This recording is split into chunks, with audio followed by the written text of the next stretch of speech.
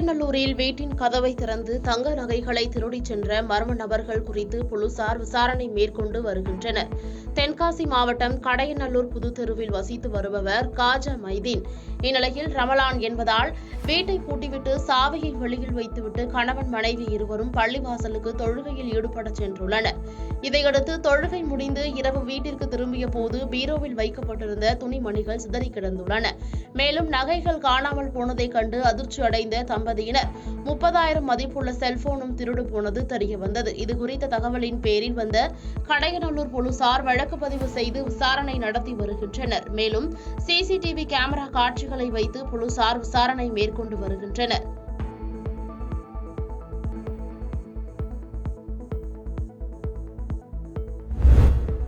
செய்யூர் அருகே ஓதியூரில் சென்னையை சேர்ந்த வாலிபர் வெட்டி கொலை செய்யப்பட்டுள்ள சம்பவம் பெரும் பரபரப்பை ஏற்படுத்தியுள்ளது. செங்கல்பட்டு மாவட்டம் செய்யூர் காவல் நிலையத்திற்குட்பட்ட ஓதியூர் மாதாக்குளம் அருகில் மர்ம நபர்களால் வெட்டி கொலை செய்யப்பட்ட இளைஞரின் உடலை அவ்வழியாக சென்றவர்கள் பார்த்து செய்யூர் காவல் நிலையத்திற்கு தகவல் கொடுத்துள்ளனர். தகவலின் பேரில் சம்பவ இடத்திற்கு வந்த செய்யூர் போலீசார் இறந்தவரின் உடலை கைப்பற்றி பிரேத பரிசோதனைக்காக அனுப்பி வைத்தனர். மேலும் அவரது சட்டை பாக்கெட்டிலிருந்து அடையாள அட்டையை கொண்டு விசாரணை மேற்கொண்டு வருகின்றனர். இதுகுறித்து போலீசார் வழக்கு பதிவு செய்து தீவிர விசாரணை மேற்கொண்டனர். மேலும் கொலை செய்யப்பட்டு கிடந்த வாலிபரின் இடத்தில் செய்யூர் போலீசார் கைரேகை நிபுணர்களை வரவழைத்து தடயங்களை சேகரித்துள்ளனர். வல்லம் ஒன்றியத்தில் நடைபெற்ற பழங்குடியின மக்களுக்கு இலவச வீடு கட்டுவதற்கான ஆணை வழங்கும் நிகழ்ச்சியில் அமைச்சர் செஞ்சி மஸ்தான் பங்கேற்றார். விழுப்புரம் மாவட்டம் வல்லம் வட்டார வளர்ச்சி அலுவலகத்தில் பழங்குடி மக்களுக்கு இலவச வீடு கட்டுவதற்கான ஆணை வழங்கும் நிகழ்ச்சி மற்றும் வல்லம் ஒன்றியத்தில் 1,87,00,000 மதிப்பீட்டில் புதிதாக கட்டப்பட்ட 16 கட்டிடங்கள் திறப்பு நிகழ்ச்சி மாவட்ட ஆட்சியர் பழனி தலைமையில் நடைபெற்றது. வல்லம் ஒன்றிய குழு பெருந்தலைவர் அமுதா ரவிக்குமார் முன்னிலையில் நடைபெற்ற இந்நிகழ்ச்சியில் அமைச்சர் செஞ்சி மஸ்தான் கலந்து கொண்டு பழங்குடி மக்களுக்கு இலவச வீடு கட்டுவதற்கான ஆணைகளை வழங்கினார். அப்போது பேசிய அமைச்சர், இந்தியாவிலேயே முதன்முறையாக விவசாயிகளுக்கு இலவச மின்சாரத்தை வழங்கி விவசாயிகளின் உற்ற தோழனாக விளங்கியவர் கலைஞர் கருணாநிதி என்று தெரிவித்தார். மேலும் மலைவாழ் மக்களுக்கு வீடு கட்டுவதற்காக PM ஜான்மன் திட்டத்தின் கீழ் வழங்கப்படும் நிதியில் மத்திய அரசு நிதியை விட தமிழக அரசு நிதி 3 மடங்கு அதிகம் என்று தெரிவித்துள்ளார். திருக்கோயில்களுக்கு வருகை தரும் பக்தர்களை காத்திடும் வகையில் நீர்மோர் வழங்கும் திட்டத்தை இந்து சமய அறநிலையத்துறை அமைச்சர் சேகர் பாபு துவக்கி வைத்தார்.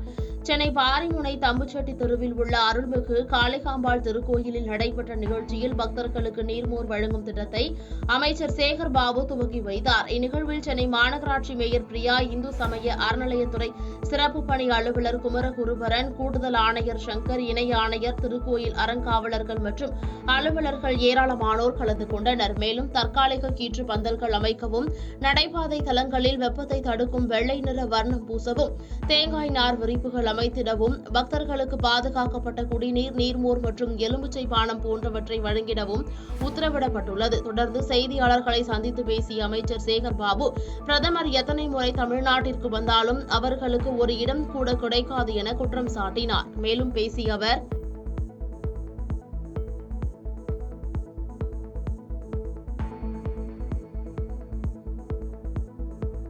70 கோடி ரூபாயை அரசு நிதியாகவும் 10 கோடி ரூபாயை இந்து சமய அறநிலையத்துறை நிதியாகவும் வழங்கி அந்த 17,000 திருக்கோயில்களிலே ஒரு கால பூஜை நடத்தி திருக்கோயிலே தீப ஒளி வீசுவதற்கு மாண்புமிகு தமிழக முதல்வர் உத்தரவிட்டிருக்கின்றார்.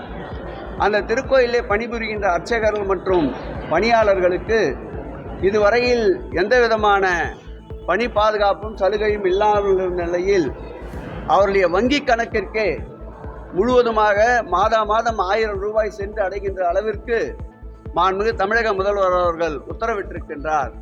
இந்த பணிகளை முதலில் மாண்புமிகு முதல்வருடைய கவனத்திற்கு கொண்டு சென்று இந்த திட்டம் நிறைவேறுவதற்கு இந்து சமய அறநிலையத்துறை சிறப்பு அதிகாரி குமரகுருபரன் அவர்கள் காரணம் என்பதை இந்த நேரத்தில் பதிவு செய்ய கடமைப்பட்டிருக்கின்றேன். அதேபோல் திருக்கோயிலுடைய நில மீட்புகளை பொறுத்தளவில் இதுவரையில் சுமார் 5,799 கோடி ரூபாய் அளவிற்கு நிலங்கள் மீட்கப்பட்டிருக்கின்றன. நிலத்தினுடைய அளவு 6,810 ஏக்கர் நிலம் இதுவரையில் மீட்கப்பட்டிருக்கின்றன.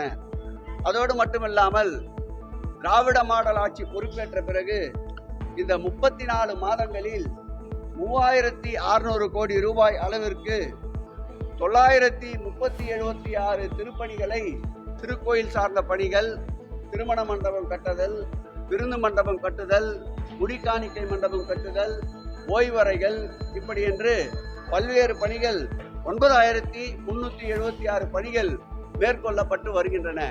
பாதகம் செய்பவரை கண்டால் நாம் பயங்கொள்ளலாகாது பாப்பா, மோதி மிதித்து விடு பாப்பா, அவர் முகத்தில் உமிழ்ந்து விடு பாப்பா. அண்மை செய்திகளை உடனுக்குடன் தெரிந்து கொள்ள இணைந்திருங்கள் இயம்நாடு தொலைக்காட்சியுடன்.